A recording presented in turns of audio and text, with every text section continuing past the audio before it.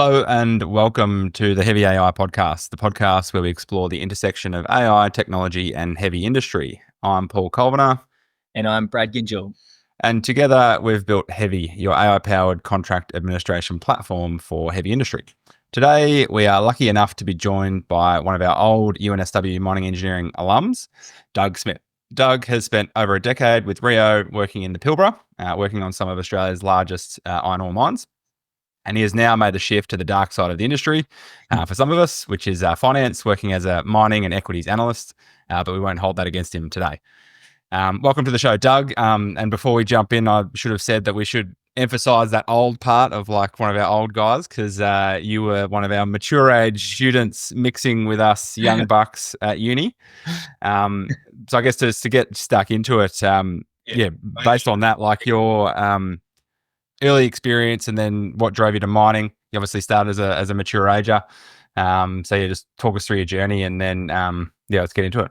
Yeah, thanks, gents, and thanks for having me on, Paul and Brad, and it's great what you guys are doing. So happy to join the podcast and have a chat. But I guess to your point there, so I think I was 26 when I joined mining engineering, so not that mature, but on the way. But compared to us 18-year-old youngsters, I've actually come out of I'd studied design initially at Newcastle University and worked in advertising. Wasn't in love with that career, so having a look around what else I could do in Sydney, and discovered engineering courses and was looking at all your classic things. I was going to do photovoltaic. I was thinking, what's a future-proof industry? And funnily enough, I landed on mining because I sort of came to the conclusion that it's not really going away anytime soon. If you have a look around, you can realize that basically everything requires mining that you interact with or touch or live in or drive or whatever. So went back to mining engineering and I completed the course with you guys obviously over the 4 years, and then got the call up from Rio to take my first job, and that was over in Perth in the iron ore mines up in the Pilbara. So went on my merry way over to Perth, dragged my girlfriend at the time, who's now my wife, and started my FIFO career at the West Angeles. It was so one of the iron ore mines, and it was a very good place to sort of cut your teeth. Huge site, massive amounts of equipment. I think we had 80 trucks and 18 dig units at one point, moving 500,000 tons of material a day. It was a very large site, and then you sort of, as you get into the Rio ecosystem, you get to move around a lot, and I did. After 5 years on site, came down to the operations center and exposed to a lot of the technology and automation that Rio were pushing forward at the time, which is trains, trucks, and drills were sort of the key sort of 3 areas there. So where would you like to?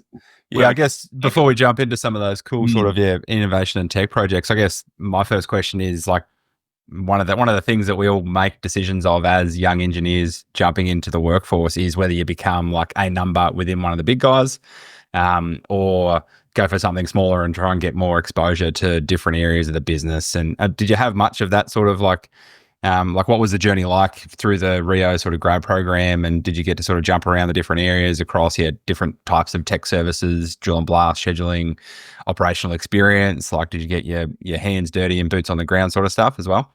Yeah, definitely, mate. I think going back, I actually did my back work at the opposite end. I did it at Pajingo with Complex Mining at the time, which was a very small single operation underground gold mine out of Charters Towers. So they did offer me a job. I didn't end up taking that. I took the Rio job because I thought I would try my hand at the larger organisation where I thought I might be exposed to a lot more and get a lot more experience. So I definitely chose that option.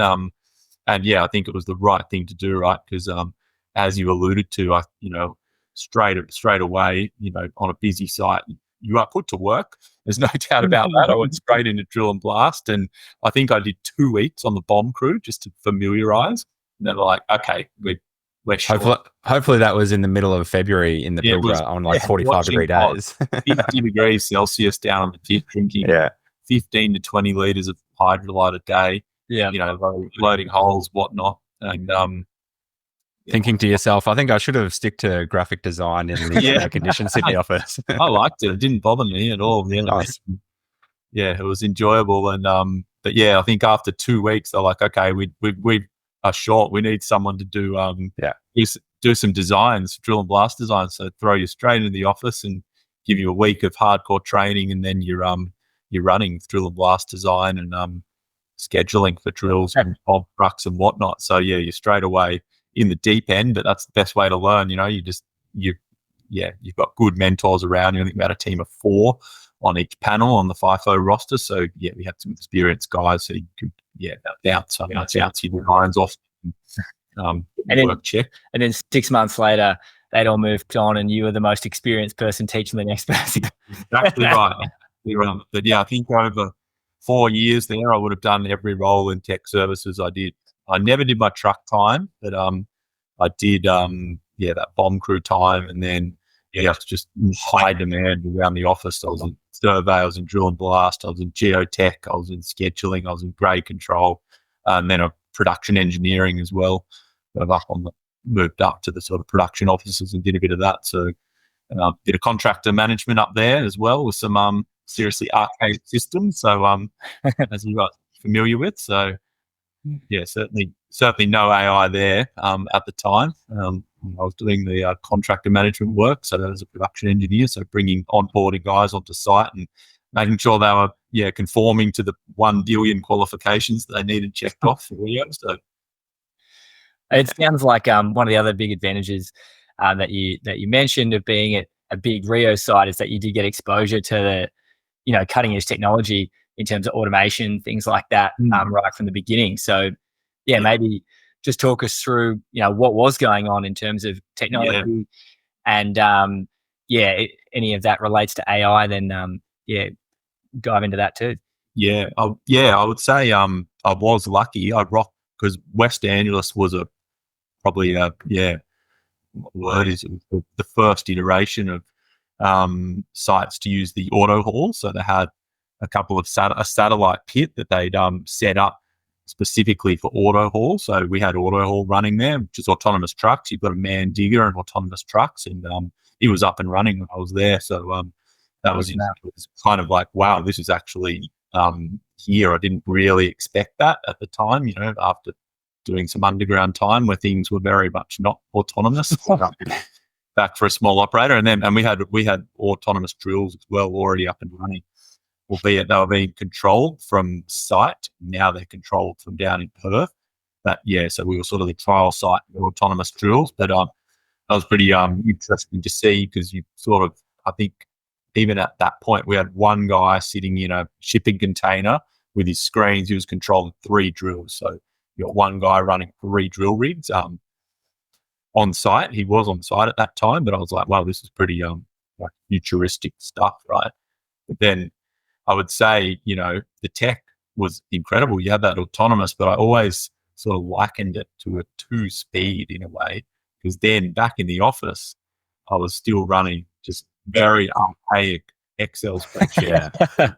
Been butchered by everyone over 10 years. The site had been running email comms, just relentlessly inefficient email comms, spreadsheets, PDFs, PowerPoint docs, and then you've got these trucks that are driving themselves and the drills that have got one guy controlling 3 drills that are insanely efficient. Like, the trucks only need to stop to fuel. There's no smokos, there's no brakes. The trucks can stop in cycle, so you don't sort of bunch them up all into a parking lot. They just stop where they are, so they don't break the cycle, and they all bunch up and spread out, which just causes huge inefficiencies. So the utilization and the U of A figures on those AutoHaul trucks, we had AutoHaul in one little satellite pit, and then the rest of the fleet was non-AutoHaul, and you could see the differences in numbers for them. It was very obvious. Yeah, it's a good point. It would have been good exercise to do, to say, okay, well, we've got this like satellite pit operating efficiently, and here's all the value creation from that compared to the traditional methodology. Yeah, definitely. So it's very obvious very quickly, but also I think you really needed to have the use case for it. It wasn't going to apply everywhere. You needed that pit needed to be designed basically from the feasibility stage, through implementation. You needed fencing and all sorts of different things, and just the road designs, everything needed to be customized to ensure that all would work there. And what were some of the main advantages of it that you were seeing in the numbers? Was that like utilization type of stuff? Was it maintenance? Was it actual cycle times were shorter? Well, you get it's definitely. Ultimately, utilization was much better because of no brakes, no human brakes, right? And you always, at a site that large, you always have issues, even staffing up all the trucks when you've got 8 trucks, right? And 18 diggers, you get 5 guys calling sick or 10 guys calling sick on shift. You'll actually have trucks packed up, but you're never going to have that with the AutoHaul trucks, right? The only reason for one to be out of service is if it's down for scheduled maintenance or it's in breakdown. Don't really recall if there was any differences in the metrics in terms of maintenance or anything, but certainly that that real main pickup is just the labour and so was the main issue that like the whole sort of as you said, sort of pit needs to be designed around AutoHaul to make sure safety and everything and that's designed for that purpose, rather than like, I guess, can you now retrofit pits to be utilized with AutoHaul? Yeah, well, that's an interesting point. Probably yes and no. It's much harder though, and one of the an anecdote to that is we'll get to this topic later, but I was involved in the AutoHaul, which is the rail. You would think, right? If you think logically, that should be way easier. Rail should be rails are on tracks. Yeah. They're not, whereas a truck can go anywhere. In actual fact, the AutoHaul project was exponentially harder because you're trying to retrofit an existing system and it's not isolated from, you've got level crossings, public interactions, existing regulation, safety, third parties, all kinds of things that makes it infinitely harder. So, a pit, because you're on a private land, you definitely can retrofit a pit and run autonomous on it. But it'll be more difficult, and you'll need to do a lot of work to just ensure it's going to be safe, right? The main thing is you're mainly stopping people going in as well. You'll have very limited access into an autonomous pit. You can only go in certain vehicles that are equipped with the autonomous sensing systems. And then, you'll be getting permission. So you'll have much, much less people in there. So it is, much safer system as well. When people are inclined to not want to go in there, and you can't unless you're in the right vehicle that's equipped to with all the monitoring systems. So, and does that mean that you then have to adopt some other more remote sensing technologies, like drones and things like that for surveying, just to get because it's more difficult to put people in the pit? No, we weren't at that point because this was 2013 probably. We didn't actually have surveying. I think they'd started playing around with drones and things for survey, but we didn't. We weren't there yet. We were still running just troopies with LiDAR for wall scans. We were scanning walls with LiDAR, and but the survey guys would have been one of the key people that would have had a vehicle equipped to enter the area, and they were going in certainly to do surveys. Obviously, you got the digger operator who has to go in. Then you've got fuel trucks, water carts, everything who are all manned. Maintenance guys who need to go check on the digger, and you can man digger there with so you need to get people in and out. So there's still a considerable amount of people that need to come and go, but you're not going to probably just have a random guy going for a pit tour. Someone's come on site or train control, but it's not going in as much, So, but it's pretty amazing technology, and it works extremely well. Extremely safe. Not many incidents at all that I can recall over there. What was the sort of attitude with the blue collar workforce and sort of the uptake in? Did they see this like big bad autonomous system coming? It's going to take our jobs away. We're not going to get paid well. Like, what's the sort of vibe like? Yeah, it's a mixed. It's the full spectrum of all of that. Definitely, some people been around for a long time driving trucks and not happy that it's a threat to their job. Of course, you're going to get that. But I would say at the same time, the workforce around the autonomous and, guys, specialists you've got coming up, Hitachi guys and whoever, a huge, cohort of highly skilled professionals and specialists.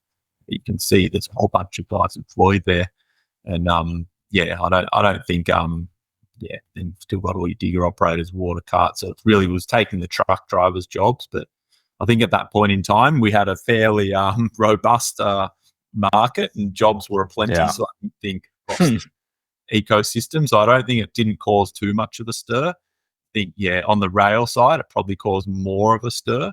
The loss of those AutoHaul, the train drivers getting parked up for AutoHaul, definitely far more of a stir because there's less of those. They're really high-paying jobs, and there's not where else you can go. And if you're a career train driver on, iron ore haulers, you're going to go maybe BHP or Fortescue. Are they going to bring in AutoHaul? There's sort of definitely more concerns about impacts to your career work prospects on the AutoHaul side for trains. You mentioned the rail project a little bit. Maybe just go into a bit more detail on what that was about. And how it went. So it was AutoHaul, obviously. Fairly simple. That's Rio had the world's largest private train network, 2,000 k's of track, hauling iron ore to the 3 different ports. So they basically, in a nutshell, the way the iron ore system works is there's 3 nodes. You've got the mines, right? You've got the rail system, and you've got the ports, which is outload onto shipping. And what you need to have in it's a very large system, 350 tons a year. So it's roughly 1 million tons a day, right, going through that system. You need to have all 3 of those nodes matching. If any of them is a bottleneck, you've got a problem, right, where you can't go any higher or you might miss your targets. And the rail was always the bottleneck of the iron ore system. So it was a relentless pursuit to debottle the rail to maintain that 1 million ton a day production. And one of the initiatives that came up was AutoHaul, very ambitious one, but got the tick of approval. And I think initially it was like a $600 million project. So very big capital project, so doable by large scale mine, obviously, such as Rio. But the crux of it is train driver swap out. So train drivers do 12-hour shifts and then basically pull up stumps. And then what Rio was actually doing is chasing the drivers all over Pilbara. It was stacked 100,000 k's a week of Land Cruiser driving, chasing trains and swapping out drivers.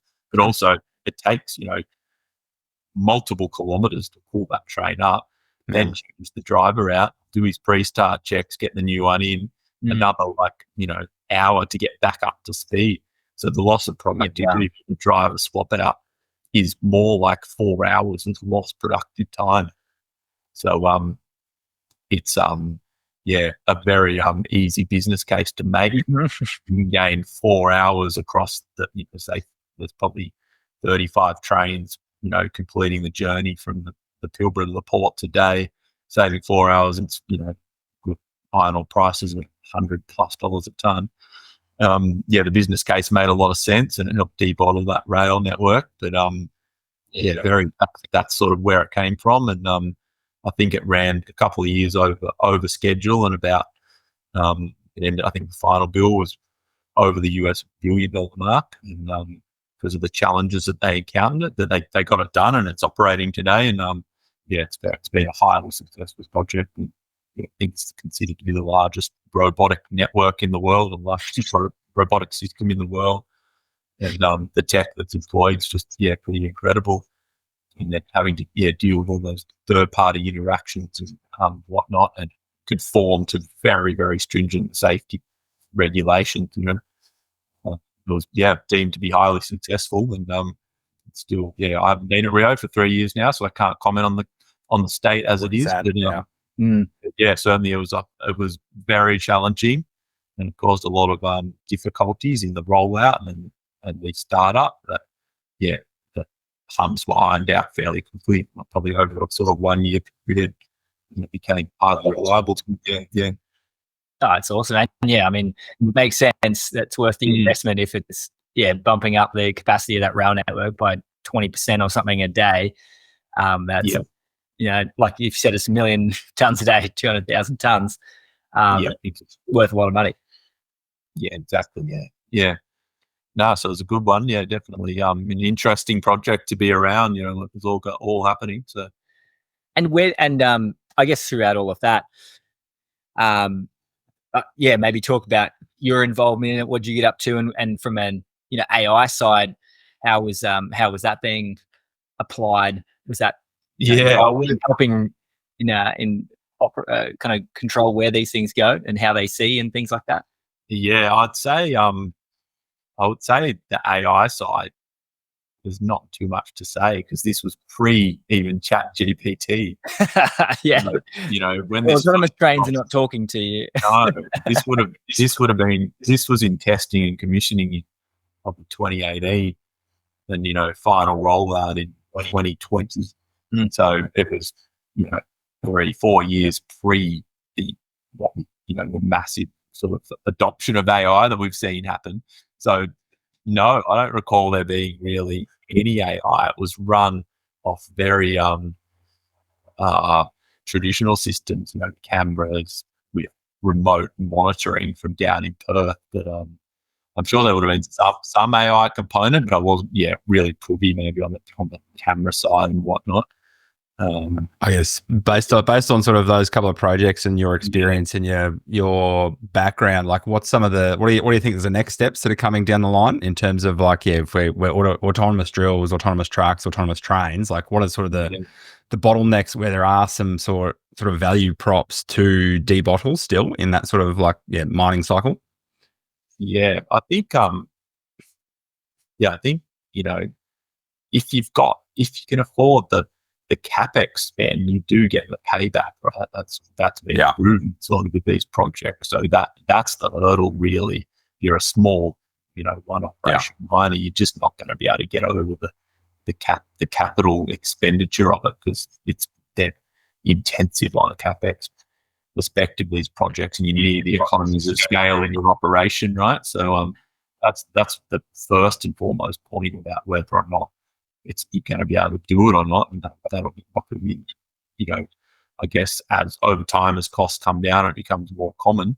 Maybe that picture changes for smaller operations, but I think it's a good point, Doug, because you obviously see like hopefully there's a future BAU of mining and the mining cycle where all of this sort of autonomous and safety innovations are deployable everywhere, no matter what your capex budget is. But like that's not the reality of the industry. The reality of the industry is there's a bunch of small cap speckies that try and find good outcrops and do some drilling and then say, hey, we've got a bit of stuff. We need to dig it out of the hole and process it quickly to get some cash.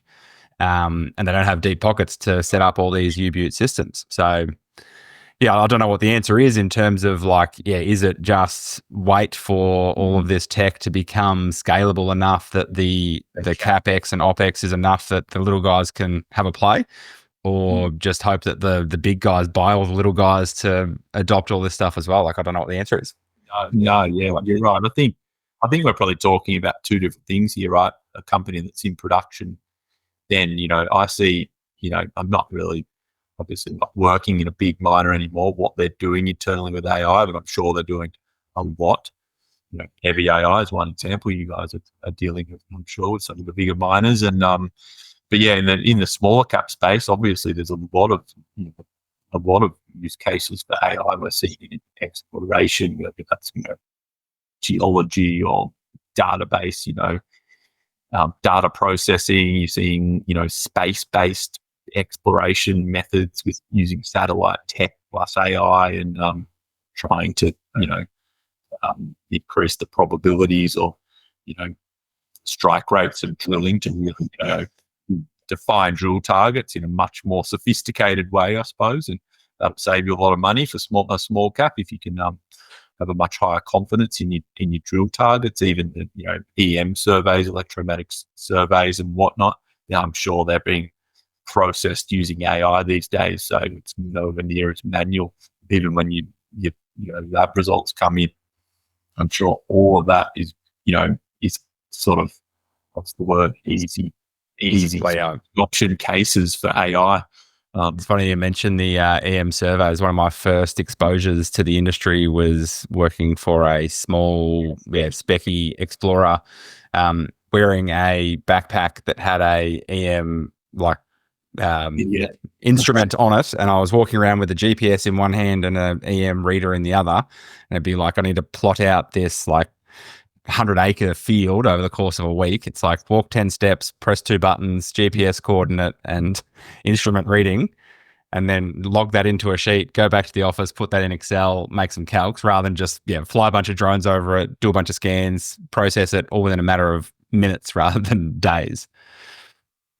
Are you seeing, Doug, that in the small cap space, everyone's just adopted this, AI on hyperspectral satellite imagery kind of approach now to exploration? Or is it like some people are doing it and some people aren't? Like, how is it going? Yeah, I couldn't comment specifically on that because, I'm not in the weeds of small cap mining per se of what they're actually doing on the ground. I'm working in finance now, obviously. So what we're actually looking at traditional things as well.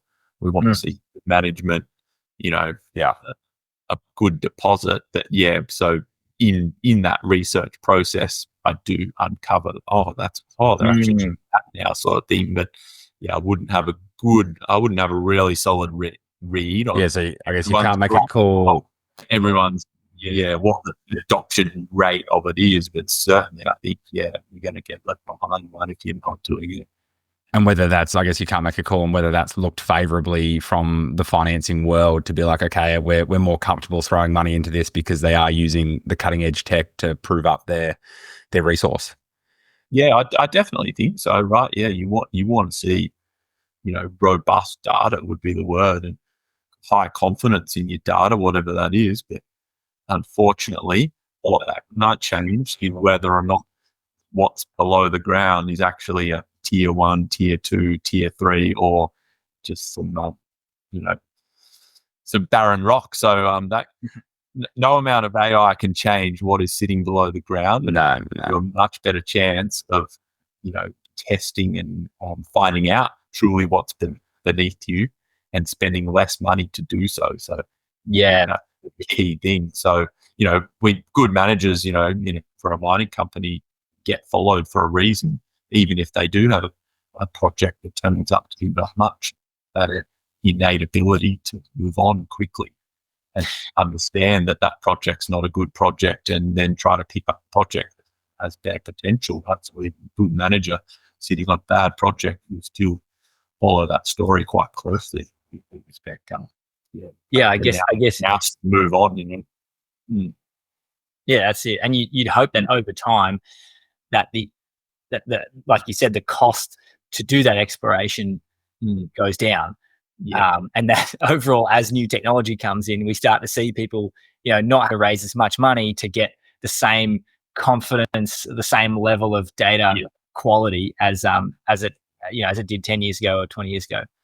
Yeah, I'd say we're definitely seeing that. We're seeing, and sometimes it can actually be frustrating. He's like, why aren't these guys drilling?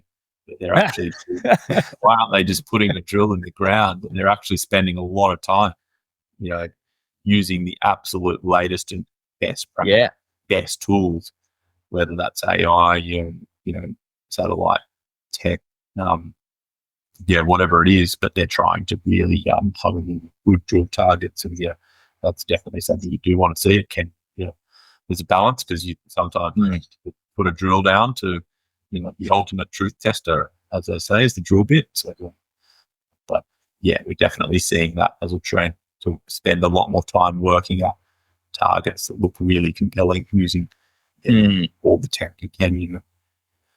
But you're still using traditional methods as well, right? Traditional methods are not completely gone, but certainly, in the exploration space, I would say, a lot of ease, it's kind of well known that easy discoveries have kind of been made. Now we're looking at the cover of sand, alluvials, so we need better techniques. That's we are at that point. And as we get more data on those sort of less obvious discoveries, hopefully, like all of these models will improve and iterate and accelerate the pace of discovery for those sort of other tiers as well. Yeah, that's it. Yeah, I think it's only a good trend so far. So Yeah, nice. I guess conscious of time, is there anything else that we want to touch on prior to jumping into our closing couple of questions for Doug, Brad, or Doug? Is there anything else we want to touch on? No, I'm excited. I want to hear the personal stuff. I want to hear what Doug's using. Yeah, well, I mean, I sort of did mention to Paul earlier, like I would caveat that I work for a small private company now as a mining analyst. So I'm writing research and building financial models in Excel, and I'm not using a whole lot of AI. Well, I guess it's a good first question before I get my three lined up. But are you worried that your like mining analyst, sort of investment analyst role is going to be eventually taken over by AI? Like, I guess surely you're like processing a bunch of public data, making some decisions based on algorithms and your own understanding. Like, are you concerned that someone's just going to be able to say, okay, give me a report on ASX listed company XYZ, like, done. They don't need Doug anymore. Like, I would say no, generally. Because based on reading the Morningstar attempts to do that. Yeah. Done by some AI, and they're pretty bad at this point.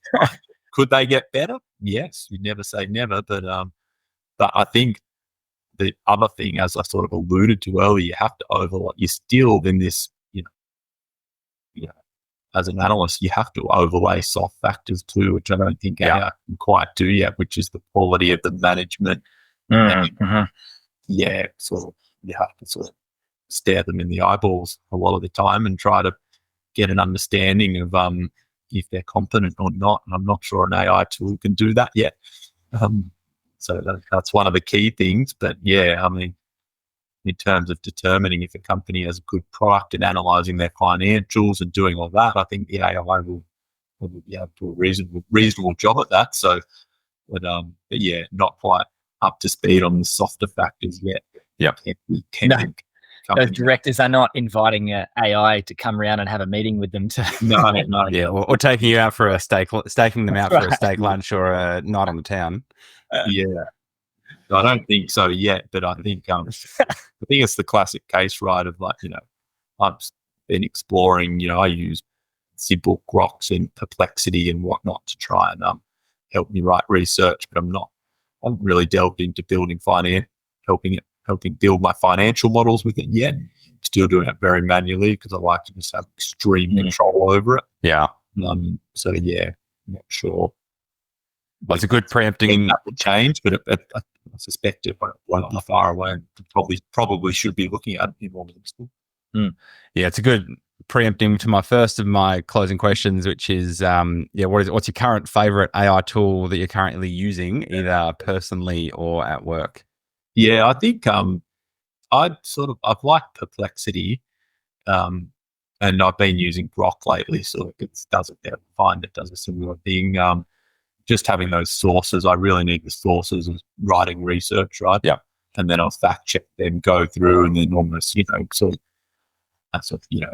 research, and you follow, a trail of references and whatnot to find new information. And so, yeah, using those tools to sort of provide that initial summary and then sort of go a bit deeper on those sources and have a look where it's pulling the info from. Find that to be really useful and definitely save me a lot of time. But are the sources on Grok some of the specky day traders that are just tweeting miscellaneous stuff to try and pump speckies? Not really. I don't think so, but definitely need to check them, right? And I think it pulls up a lot of old things. I find one of the bigger problems is just really old information. Yeah. It's just old. 2020, 2021. And I don't really want to use something that old unless, it's completely relevant and hasn't changed. But yeah, I think I'm still, I wouldn't say I'm pro level. I'm still just experimenting and testing what was right. Which I think is where a lot of people are at today. Like, everyone sort of knows that it exists, but like day-to-day workflows haven't changed too much. And like, as you said before, it's like I still want to touch and feel and validate and understand the numbers that I'm putting together. Like, I can stand behind them. And that trust piece probably isn't quite there yet to just hand over the keys to say, hey, build this for me and I'm going to back it. No, that's a good point. I need to know, because you've got a lot of sort of levers and things to build in a financial model. So you really need to know what all your assumptions are. You've made all the assumptions and fed them into the model, and you've got to know how then you impact the model, and how they drive it, and which levers are the right ones to pull or adjust. And yeah, nice. So if you could snap your fingers and solve a current pain point with AI, either personally or professionally, what would it be? That's a tough one. I haven't really thought too much about that. Mining all the kids over Christmas.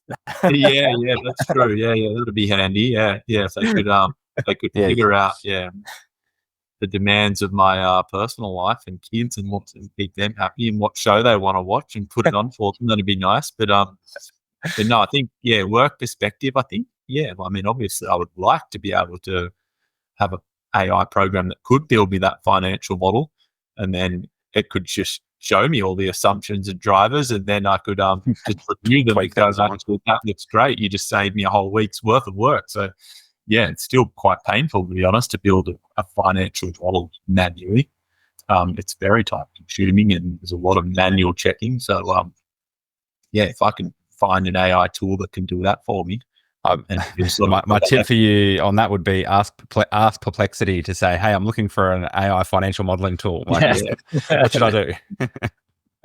So if I could, I sort of I've got friends in different industries, wedding photographers and things, and what they can do is feed their past 10 edits in, and then it learns the style. If I could feed if there was a program I could feed my past 10 financial models in, so it knew the way I did, it could learn what I do and how I build them, and then going forward, it could just build them for me. That would be an amazing tool. It just popped into my mind in the sort of the same way that the wedding photographers are using it to edit their imagery, right? Their productivity gains are just insane. I'll build it now. Otherwise, one of our listeners out there will build it. We'll build it for you. The end of the show. Charge you an arm and a leg. I might put you guys onto the job. So I think that's a good idea. Yeah, so we need a model we can train up of how to build models for us, but learns off your models. There we go. Got a business idea already. Yeah. Just to finish up. So are we headed for a future that's Matrix and Terminator style, or are we headed for sipping margaritas, eating pizza on the beach? In terms of AI, like, are we going to get taken over by the robots, or are we going to be living blissfully? I don't think. I think we'll be good. I think we're going to be living blissfully and with high productivity, and hopefully a 3 to 4 day work week. That'd be my ideal outcome from AI. We're much more efficient. 100%. I don't think we're getting taken over by it. So I think that would be the ideal outcome for me, I reckon. More time with the family. Definitely. Yes. Fantastic. Running low on batteries, gents. So, all good. Like, that's it for us today's episode. Thanks, Doug, for jumping on board. Be sure to like and subscribe to the Hevi AI podcast wherever you're listening. And if you'd like to learn more about Hevi, jump on over to hevi.app. Thanks for listening and have a great day.